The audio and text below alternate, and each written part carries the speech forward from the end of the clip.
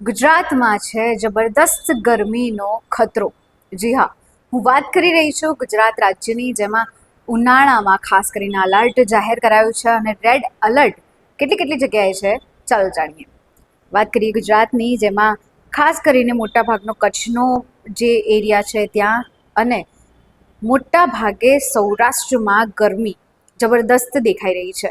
ભાવનગર, પાલીતાણા, મહુવા, ઉના, અમરેલી, જુનાગઢ, કુટિયાણા, ઉપલેટા આ બધી જ જગ્યાએ સહિત જામનગર આ બધી જ જગ્યાએ એકદમ હીટ વેવની અસર વર્તાઈ રહી છે 5 થી 11 એપ્રિલ સુધી।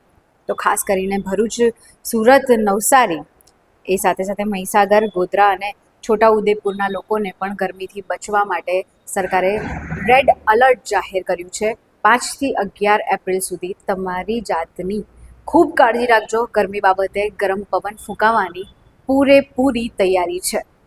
આવી જ અવનવી માહિતી માટે જોતા રહો અસ્મિતા ભારત।